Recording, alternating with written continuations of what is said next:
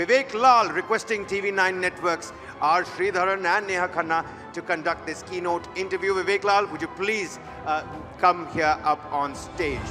A big round of applause for Vivek Lall, ladies and gentlemen.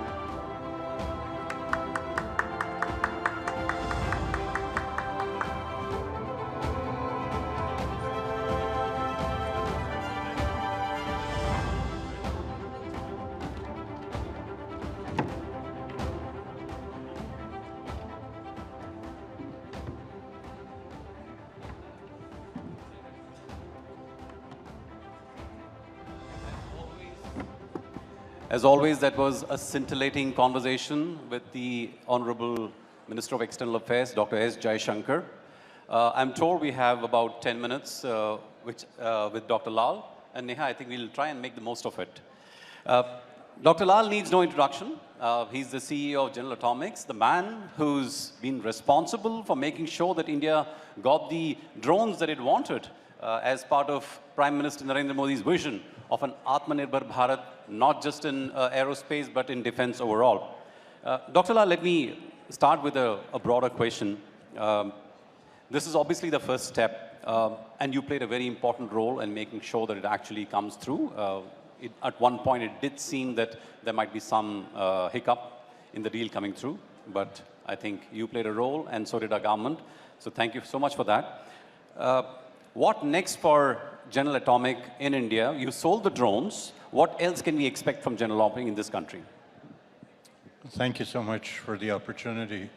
So I've been observing the US-India relationship for quite some time.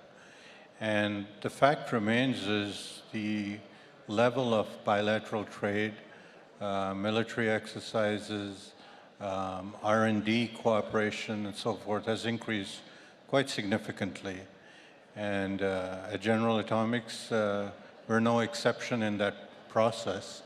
So we have tied up with startup companies in artificial intelligence and semiconductors, as well as larger companies like HAL and Bharatvarsh for manufacturing and maintenance, repair, and overhaul.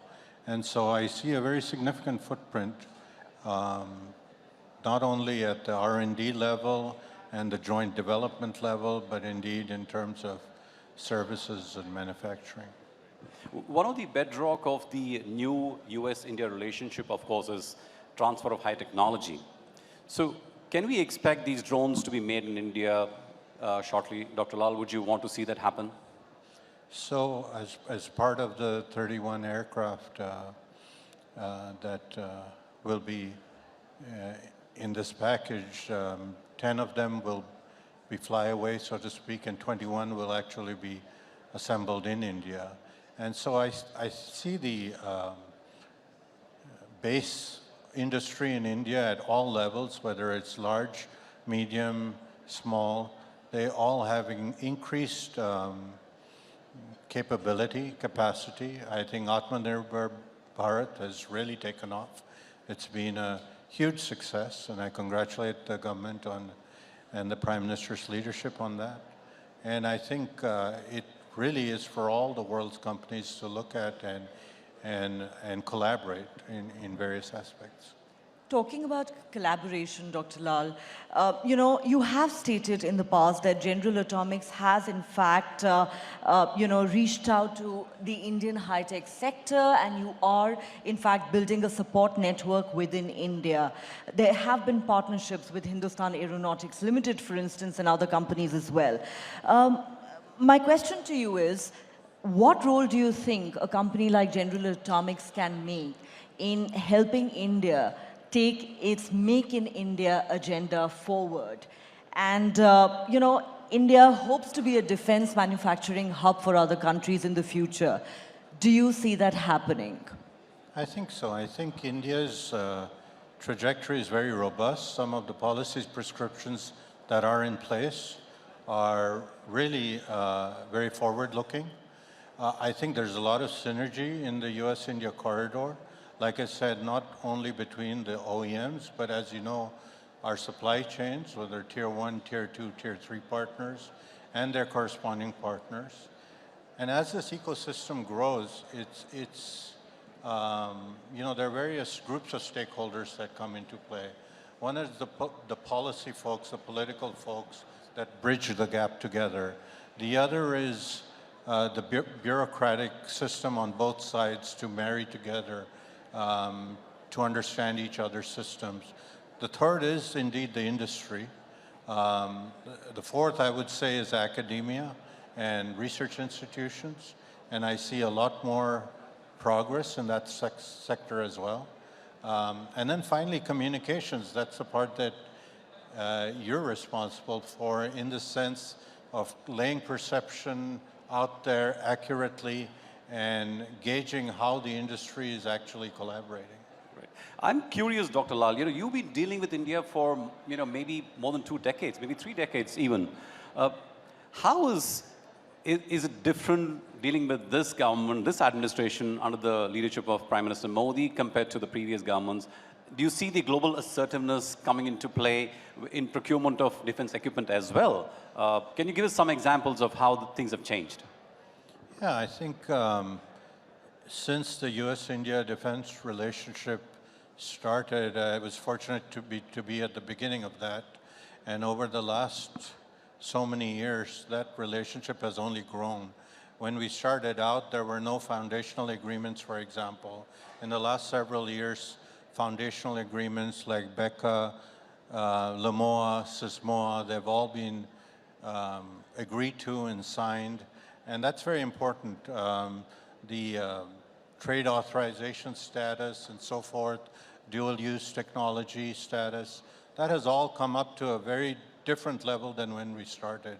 So I do see a huge exponential increase in the last few years from a policy perspective, but also from an interest in the business-to-business perspective.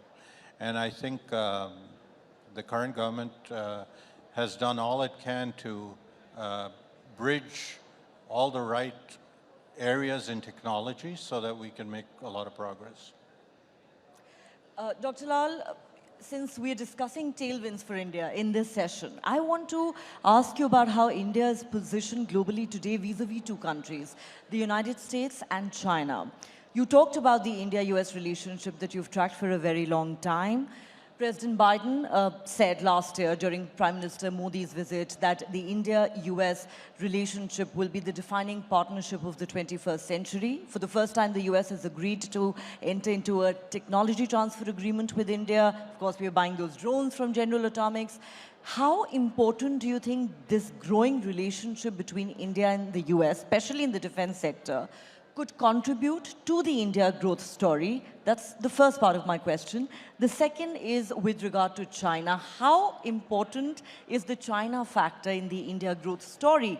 The reason I ask that is because there are many countries now, starting with the United States, that see India as a countervailing force against China today, not just in geopolitical terms because of its growing expansionism, but also as a safer investment destination. Absolutely. I think to address your first bit, I think the US-India story is going to continue. I think it'll be a bedrock, not just in defense, but in many sectors. And I think that the foundation has been laid in the last several years.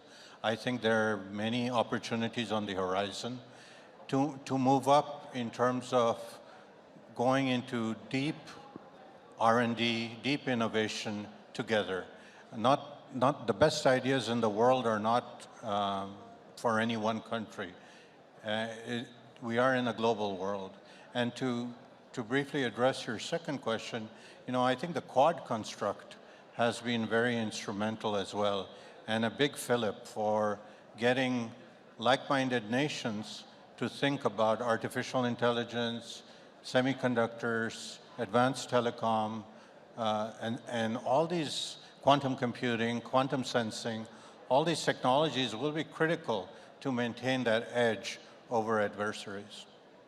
Thank you, Dr. Lall. I think, and we are very grateful that someone like you is there helping India with Atmanirbharta in aerospace from the other side of the US. So with that, we are completely run out of time. We have the PM security moving in, so we need to vacate the hall. Ladies and gentlemen, a big round of applause for Dr. Vivek Lall. Thank you so much, sir.